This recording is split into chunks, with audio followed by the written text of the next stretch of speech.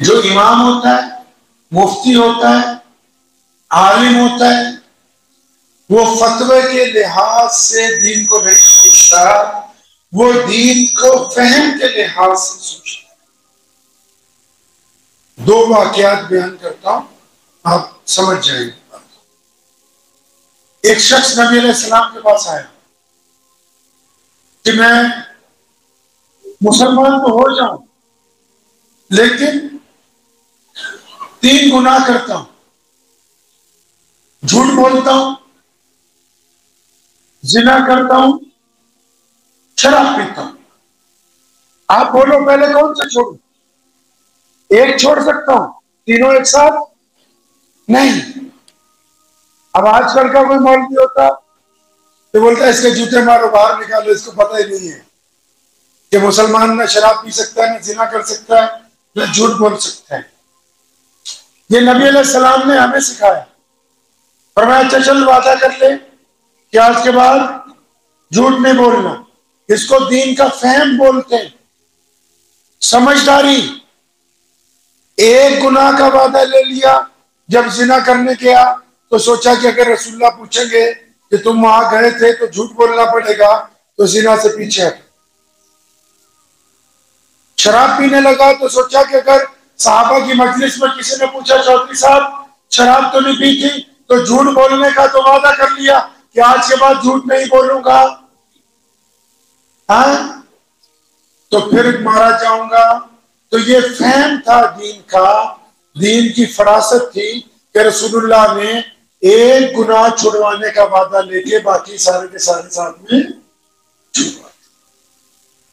हजरत मौलाना शाह अब्दुल कादिर रायपुरी रहमतुल्लाह अलैह, कौन? शेख जकरिया के पीर। कौन? कारी तैयब साहब रहमतुल्लाह अलैह के पीर। कौन? मौलाना हुसैन अहमद मदनी जिनकी खानकाह में जाते हैं। कौन? जिनके अताउल्लाह शाह बुखारी अपने आप को जिनके शागिर्द समझते हैं, जिनको रईसुल अहरार मौलाना हबीबुर रहमान लुधियानवी अपना पीर बताते हैं। कौन? जिनके पास मौलवी यूसुफ जाके तबलीगी जमात के गुर सीखते हैं। कौन? जिनके पास मौलाना अली मियां नदवी जाके पैरों में बैठना अपने लिए इज्जत की बात समझते। क्या नाम है उनका? हजरत मौलाना शाह अब्दुल कादिर रायपुरी रहमतुल्लाह। उनके पास 24 घंटे मौलवी आते थे, और नहीं कोई आम लोग कम थे, मौलवियों के पीर थे। तो हजरत के पास एक देहाती आया, औलमा की मजलिस लगी, उसने उसको बुलवाया था हजरत ने किसी को, तो उसने आके कहा हाँ जी क्यों बुलाया था? फरमाया मैं चाहता हूं तू मेरे साथ नमाज पढ़ा करे। उसने अपनी जुबान में कहा, कहता अजीब बात तो तेरी ठीक है, लेकिन बिना वजू के पढ़ूंगा, तूने पढ़वानी है तो पढ़वा ली। बात तुम्हारी ठीक है, लेकिन मैं कैसे पढ़ूंगा इसको? और बिना वजू के नमाज हो जाती है? नहीं होती। हमारे जैसे भड़के हुए मौलवी होते, बोले इसके लात जूता मारो बाहर करो। अभी वो बात कर रहा है तो बीच में बोल पड़े, बदतमीज है तू, पता नहीं कि वजू के बगैर नमाज नहीं होती। तो हजरत ने उन मौलवियों को पूछा कि ये मेरे पास आया है कि तुम्हारे पास आया है? ये किसके पास आया है? तो बोले हजरत आपके पास आया। तो भाई मुझको बात करने देना। तो हजरत ने उसको बोला चल तू मेरा बच्चा है बिना वजू का, लेकिन वादा कर ले नमाज नहीं छोड़ोगे, वादा करो नमाज नहीं छोड़ोगे। उसने वादा कर लिया। हजरत ने अपने पास बिठा लिया। जोहर की नमाज हुई बिना वजू के पढ़ी, असर की नमाज हुई बिना वजू के पढ़ी, मगरिब में जाके वजू खाने पे बैठ के वजू करने लगा। हजरत ने पूछा क्या हुआ? कहता जी मैंने सोचा जब सारी दुनिया वो कर रही तो तू भी करने क्या जा रहा? अब अगर सुना देते, मसाइल अपनी जगह हैं, उनको लागू कैसे करना है। जहां अकीदे का मसला रहता है, अहमद बिन हम्बल टकरा गए मुल्क के हुक्मरानों से, और जहां अपनों को समझाना हो, जहां भटके हुओं को रास्ता दिखाना हो, अरे मौलाना कासिम ननोत्री साहब रहमतुल्लाह अलैह, हाजी इमदादुल्लाह मुहाजिर मदनी रहमतुल्लाह अलैह दिल्ली का सफर कर रहे थे। उस दौर में गाड़ियां तो होती नहीं थी, घोड़े गाड़ियों पर या पैदल सफर होता था। तो एक गांव में से गुजरे, देखा मस्जिद वीरान पड़ी, पत्ते पत्ते भरे हुए। सफाई की, नमाज के लिए अज़ान दी, कोई भी नहीं आया। बाजार में गए, पूछा यहाँ कोई मुसलमान नहीं, तो पता लगा पूरा गांव मुसलमानों का, पूरा गांव। अच्छा, सबसे पूछा नमाज नहीं पढ़ते? बोलते वो हमारा सदर ही नहीं नमाज पढ़ता है, चौधरी साहब ही नमाज नहीं पढ़ते, हम क्यों पढ़े? चौधरी साहब के घर गए तो शराब पी रहे थे। पता लगा मौलवी आए कुछ मिलने के लिए। तो चौधरी साहब ने पूछा, हाँ भाई कैसे आए? कहे यार हम आपके गांव में से गुजरे थे और पता लगा मस्जिद वीरान पड़ी है, आपको अल्लाह ने बड़ी ताकत दी है, बड़ी इज्जत दी है, आपका बड़ा नाम सुना, पता लगा गरीबों की बड़ी मदद करते हो, मुसलमान हो, तो हम चाहते भाई तू नमाज पढ़। तो थोड़ा शर्मिंदा हुआ, कहने लगा देखने में तो तुम मुझे कोई अल्लाह वाले लगते हो यार, मैं तो शराबी आदमी हूं, मैं नमाज नहीं पढ़ता। उसकी मिन्नत करने लगे। किसकी? उस शराबी की, यार मान जा हमारी बात। तो उसने कहा कहना अच्छा चलो मान लेता हूं, बस कल आऊंगा एक दफा नमाज में, कल आऊंगा सुबह, अभी तो पी रखी। सुनो, खासकर जो लोग मेंबर पे बैठते हैं, जो लोग दीन की तबलीग करते हैं, जब मजलिस में इस्लाह की बात करनी है तो रात को तहज्जुद में उठ के अल्लाह से मांगना है कि अल्लाह जिनसे मैं बात करता हूं और जो मैं खुद करता हूं, पहले खुद उस पर भी अमल करूं और मेरी बात इनके दिल पे असर कर जाए। ये उलमा का वतीरा है, ये खतीबों की आदत होती है। जो खतीब अल्लाह से मदद नहीं मांगता, सिर्फ लच्छेदार बातें करता है, तो वो बातें माइक में ठन ठना के तो चल सकती हैं, दिलों पर असर नहीं। ये इतने बड़े वली थे, उसको दावत दे के आए तो सारी रात सोए नहीं, मस्जिद में अपने रब के आगे रोते रहे कि अल्लाह हम तो तेरे बंदे को दावत दे आए, उसको मस्जिद तक लाने का इंतजाम कर दिया है, आगे दिल बदलना तो अब तेरे बस की बात है, हमारे बस की बात है। फिर क्या हुआ? वो सुबह को जब उठा तो अपनी बीवी को कहने लगा, मौलवियों से वादा किया है कि नमाज पढ़नी है, तो मैंने तो सोचा था ऐसे ही चला जाऊंगा, चलो ऐसा करते हैं कि आज पहली बार नमाज पढ़नी है, गुसल करके ही चले जाते हैं। गुसल किया, वजू किया, नए कपड़े पहने, मस्जिद में पहुंचा, हजरत के पीछे नमाज पढ़ी, दुआ में इतना रोया इतना रोया, हजरत के हाथ पर बैठ की, कहने लगा अल्लाह की कसम आज के बाद कोई गुनाह नहीं करूंगा, मैं भी नमाज पढ़ूंगा, मेरी कौम भी यहाँ नमाज पढ़ा करेगी। हम तो इसलिए दूसरे से नाराज हैं। शाह इस्माइल शहीद रहमतुल्लाह अलैह कौन? तबलीग करने कहां गए? दिल्ली में जीबी रोड पे कहां गए? जहां वो औरतें रहती हैं जो कारोबार करते हैं, और लोगों ने रोका, मुल्ला जी कहां जा रहे हो? क्यों? फरमाया ये उम्मत की बेटियां नहीं है, ये किसी के घर की इज्जत नहीं थी, इनको भटका दिया गया, तो क्या मेरा काम नहीं बनता इन तक दीन की दौलत पहुंचाओ? हमारे यहाँ तो नमाज में बच्चे आ जाए तब हम उनको पीछे धक्का देते हैं। अरे इन बच्चों की मौजूदगी का मतलब ये है कि आने वाली दौर में ये मस्जिदें आबाद रहेंगी। ये जो बच्चे पीछे शोर मचा रहे हैं, ये इस बात की दलील है कि इन इमारतों के वारिस आगिली सफों में आने के लिए पीछे तैयार खड़े। तुम उनको मस्जिद से बाहर निकाल दो, कोई मुखन्नस आ जाए, जो मर्द हो या ना औरत हो, मस्जिद में नमाज पढ़ने आ जाए, खलबली मच जाती हो इसको कौन सी सब में खड़ा करे? रसूलुल्लाह ने जब तय किया पहली सब में मर्द, दूसरी सब में औरतें, पिछले फिर दूसरे लोग, फिर बच्चे, अब जब पहले की 3 सफे मुकम्मल हो गई, अब जो मर्जी आता हुआ खड़ा हो जाए। आप कौन हो तो ये तय करने वाले कि अल्लाह ने तुझे न मर्द बनाया न औरत बनाया, तू मस्जिद में नहीं आ सकता। हम दीन को महदूद करने वाले नहीं है, हम दीन का फहम रख के दीन को दूसरों तक पहुंचाने वाले।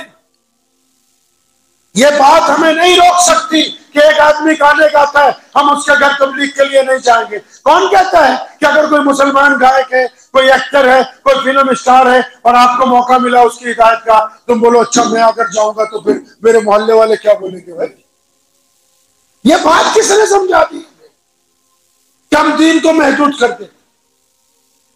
जो बदमाशियां कर रहे हैं, चोरियां कर रहे हैं, डाके डाल रहे हैं, उनके जाके कौन समझाएगा उनको कि अगर तुम छुट के आ गए हो जमानत पे, आओ तौबा करें, आओ अल्लाह के घर में आओ, आओ फिर अपने दीन की तरफ पलटो। ये माशरे में से अगर बुराई को खत्म करने की ताकत रखता है तो वो अल्लाह के दीन के दाई रखते हैं। अब चाहे वो आलिम है, चाहे वो मुफ्ती है, चाहे वो हाफिज है, चाहे वो चिल्ला लगाने वाले लोग हैं, चाहे वो सुन्नी है, चाहे वो अहले हदीस है, चाहे वो शी बरेलवी है, चाहे वो कोई है, वो जितने भी हैं जिनको अल्लाह ने अपने दीन का फहम अता कर दिया, अब वो इस बात का हुनर रखते हैं कि दूसरे को दीन से कैसे जोड़े। वो बंदा अलिम कैसे हो सकता है जो सफों में इंतशार पैदा कर दे, जिसकी इमामत को मानने से आधे नमाजी बोले इसके पीछे नमाज पढ़ेंगे, आधे बोले नहीं। वो कैसे हो सकता है जो मुसलमानों को आपस में लड़वा दे? वो बंदा कैसे बेहतरीन मौलवी हो सकता है जी जो हमको यही सबक देता रहे कि फला तुम्हारा भाई नहीं है, फला तुम्हारा भाई नहीं है, फला तुम्हारा भाई नहीं है। अल्लाह के बंदे, रसूलुल्लाह ने कलमा ला इलाहा इल्लल्लाह मुहम्मदुर रसूलुल्लाह, मेरा और आपका क्या रिश्ता है? मैं क्यों आ गया पंजाब से यहां? आप मुझसे क्यों मोहब्बत करते हैं? क्या कोई खास बात है? अफ्रीका में कोई मुसलमान रहता है, उसके चोट लग जाए, कोई उसको मार दे, आपको व्हाट्सएप पे खबर मिले तो आपकी आंखों में आंसू क्यों आते हैं? फलस्तीन में अगर कुछ हो जाए, आपको खबर मिले तो आप क्यों तड़पने लगते हैं? बताओ तो सही क्या वजह है? कलमा ला इलाहा इल्लल्लाह। अच्छा, तो ये सिर्फ England, America, Japan, France, German और फलस्तीन, सऊदी अरब वाले ही हमारे भाई हैं? ये जो मोहल्ले में रह रहे ये भाई नहीं है, हैं? ये दुश्मन है, इनसे नाराजगियां पाल रखी है।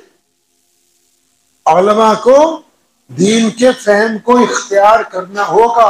2 तरह दीन कायम होता है, एक वो जहां दीन के बुनियादी अकीदों से कोई पंगा ले, जिस तरह खत्म नबूवत का अकीदा है, तौहीद का अकीदा है, वहां डट जाता है, फिर अपनी जगह से हिलता नहीं है। लेकिन एक वो जहां फरोई मसाइल की छोटी छोटी बातें, कोई कहता है रफ़अतैन करूंगा, कोई कहता है नहीं करूंगा, कोई कहता है थोड़े पैर खोल के नमाज पढ़नी, कोई कहता है जोड़ के नमाज पढ़नी है, कोई कहता है मैंने खड़े होकर सलाम करना है, कोई कहता है मैंने बैठ के अत्तहियात पढ़नी। जो छोटे छोटे मसाइल हैं, इनमें तो लोगों को मोहब्बत से समझाना है, सीधे रास्ते पे लेके आना है, इनको गाली देके, नाराज करके, डांट के मस्जिद से बाहर नहीं निकालना है,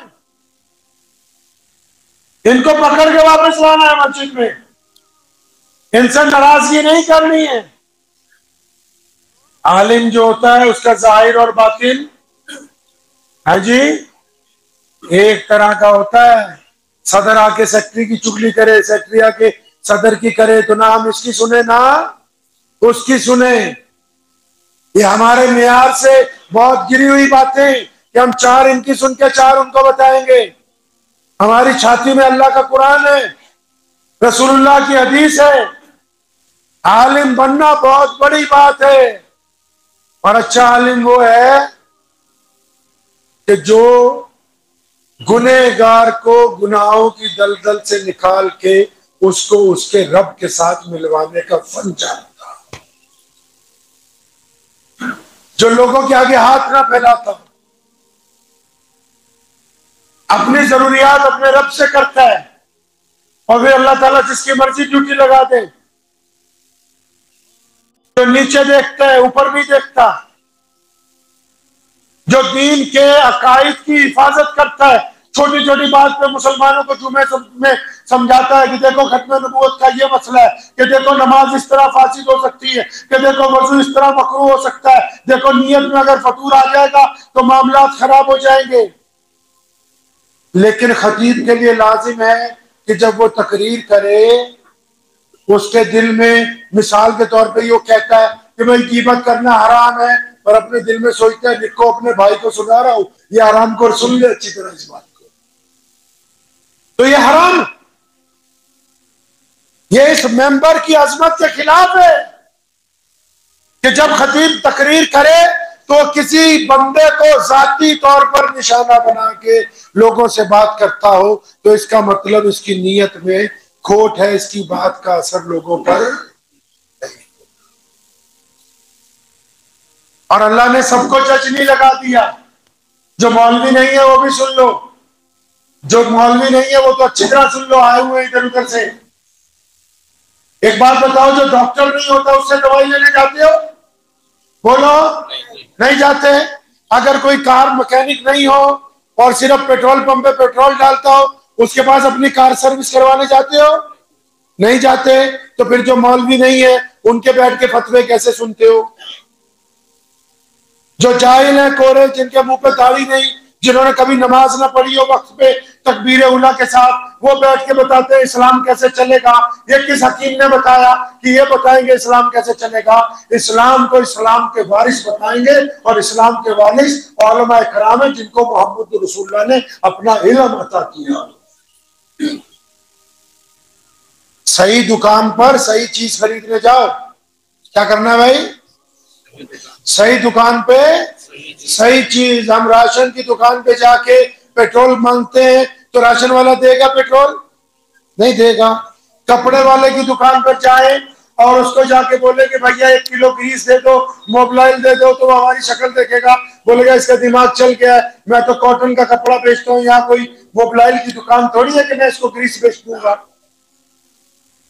मौलवी के पास आके क्या पूछते हो? कोई बड़ा बुजुर्ग आ जाता है बाहर से, कोई वली आ जाता है, कोई देवबंद से मुबल्लिग आ जाए, या सुन्नी भाइयों का कोई बड़ा बुजुर्ग आ जाए, कोई नक्शबंदी आ जाए, कोई मुजद्दिदी आ जाए, कादरी आ जाए, क्या पूछते हो? हजरत पेट बहुत खराब है, दुआ कर दे। भाई अच्छे हकीम को अपनी नब्ज दिखाओ जरा जाके। इनको तो ये पूछना था कि रसूलुल्लाह की पैरवी कैसे होगी, अल्लाह को कैसे मनाना है। इनसे ये पता करना था कि रसूलुल्लाह किन बातों पे खुश होते हैं, किन बातों पर नाराज। तो ये तो पूछते ही नहीं। हजरत बेटे की शादी नहीं हो रही, अल्लाह के बंदे शादी नहीं हो रही तो खानदान की किसी बुढ़िया को बोलो रिश्ता ढूंढ के दे दे। तो हजरत जी क्या करें, शादी करवा दे। उल्टा नंबर, रॉन्ग नंबर मिला हुआ है। सही काम करो। मस्जिद में जाके दीन पर कैसे कायम रहना है। कोई बुजुर्ग आ जाए उससे पूछो कौन सी तस्बीह करें जिससे मुर्दा दिल जिंदा हो जाए, कौन सी आयत की तिलावत करें जिससे बुज़दिली खत्म हो जाए, कौन सी आयत की तिलावत करें कि दिलों का जंग उतर जाए, कौन सी आयत की तिलावत करें कि दिल में नरमी पैदा हो जाए, कौन सी आयत पढ़े कि हमें सजदे की तौफीक हो जाए। ये तो पूछते ही नहीं। मुझे भी कई लोग मिले, हजरत सिर पे हाथ पे, सिर पे, अल्लाह अकबर। ये हाथ में क्या कुछ कोई इतर लगा हुआ है या सिर पे ऊपर कुछ चिप लगा रखी है कि सारा सॉफ्टवेयर अभी नीचे उतर जाए? क्या तुम्हारा बच्चा बीमार होता है, डॉक्टर को जाके बोलते हो कि यहाँ टीका लगा दो, बच्चा टीका नहीं लगवाएगा? ऐसा हो सकता है? नहीं हो सकता ना। तो ये भी तय रखिए कि हमें अपने अंदर दीन का फहम पैदा, खुद हमें नमूना बनना है। खासकर जो उलमा है, जो नौजवान है, क़यामत वाले दिन ऐसे लोग आएंगे, इतने बड़े बड़े वली आएंगे, बड़े बड़े मौलवी मुल्ला आएंगे, मुजद्दिदी, कादरी, चिश्ती, शेखुल हदीस, ये वो जितने हम लोग बने हुए आपस में, इतनी नेकियां होंगी कि उनके जिस्म से नेकियां चारों तरफ गिर रही होंगी, इतनी ज्यादा होंगी, लेकिन जहन्नुम की तरफ रहे होंगे।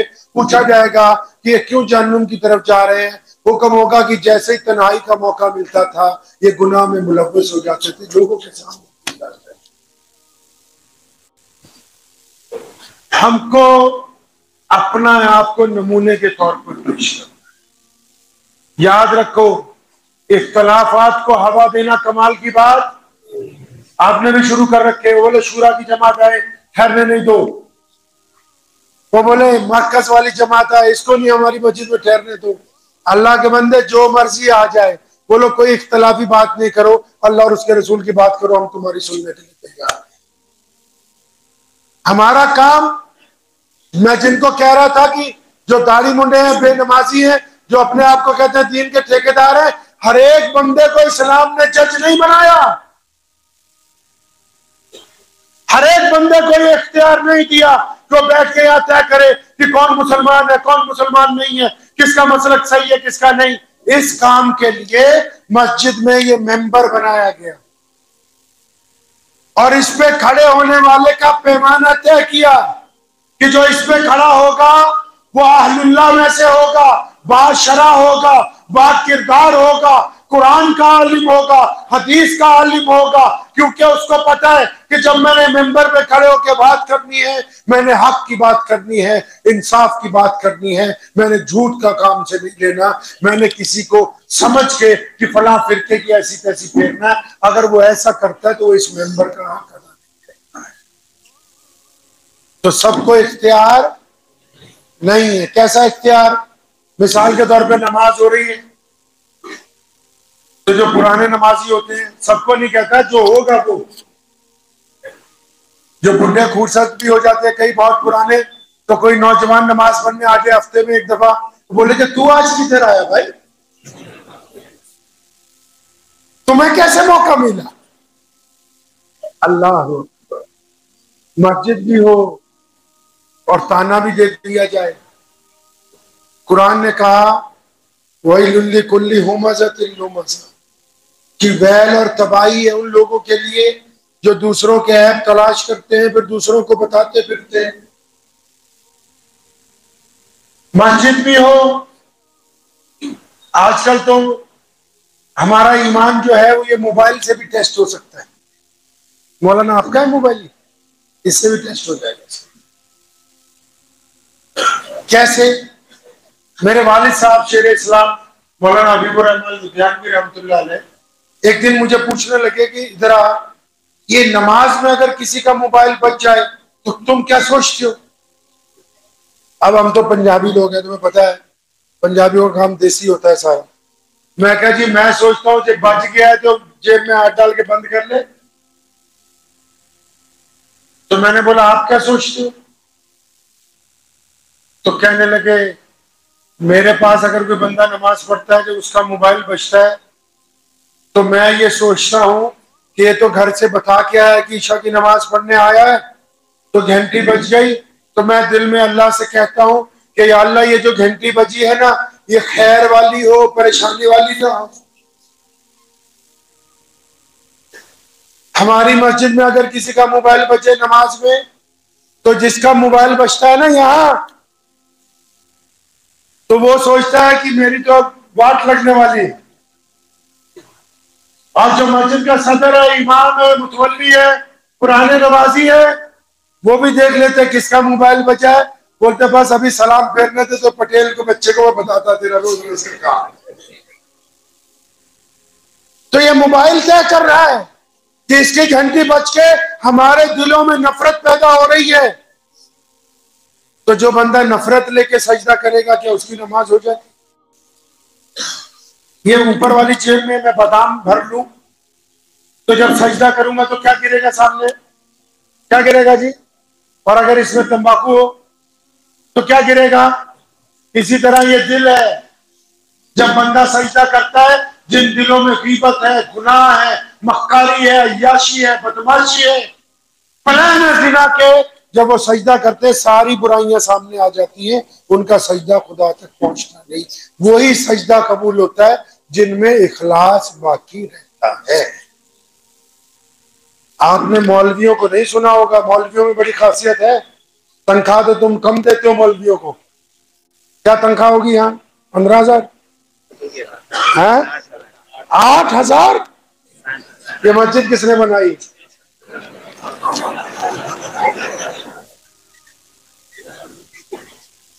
अल्लाह इनको हिदायत दे, बोलो आमीन। सदर साहब को अटैक ना हो जाए, बोलो आमीन। सिर्फ इसी मस्जिद के नहीं, पूरे महाराष्ट्र के। इस मस्जिद की अच्छी बोल रहे हाँ, इसकी तो अच्छी होगी क्योंकि इनका ना खतरा हो जाएगा, इसकी नहीं बात कर रहा हूँ, इस मस्जिद की नहीं बात कर रहा, मैं अमूमी बात कर रहा हूँ। मैं वक्फ बोर्ड का चेयरमैन रहा, मजहबी उमूर का, तो मेरे पास मस्जिदों का इंतजाम था पूरे पंजाब में। तो मैंने बैठते ही जिस दिन मुझे कागज कलम मिल गया ऑर्डर करने का इख्तियार, तो फौरन मैंने पीए को बोला फाइल लाओ मौलवियों की तनख्वाह की। बोला कितनी है? मैं बोलो 6000 है, हाफिज की आलिम की 7500 है। मैं चलो नया हुक्मनामा लिखो, आलिम की 20,000 करो, ठीक है, मुफ्ती की 25,000। अब आप तो कह रहे माशाल्लाह, ये दुनिया वाले तो बोल ही नहीं रहे पीछे।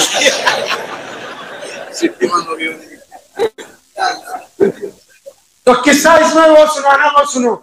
जैसे तनख्वाहों का ऑर्डर लिखवाया तो जितने मेंबर होते ना साथ में, वो रोने लगे, मतलब चिल्लाने लगे, ए उस्मान भाई ये तो गलत हो जाएगा सारा, इन मौलवियों को इतने पैसे देंगे तो खजाना खाली हो जाएगा।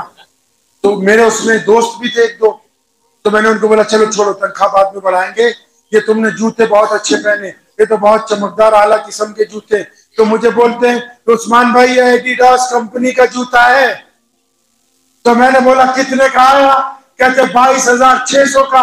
मैं बिल्कुल ठीक, तुमको जूतियों की जरूरत है, इमाम की जरूरत नहीं है।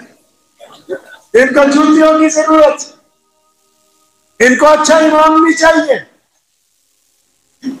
अगर इमाम अच्छा होगा, अब इमाम तो सारे अच्छे होते हैं, अल्लाह ने इनको ये सिफ्त दी है, कम कमाई में इज्जत के साथ खा सकते हैं, इज्जत से रह सकते हैं।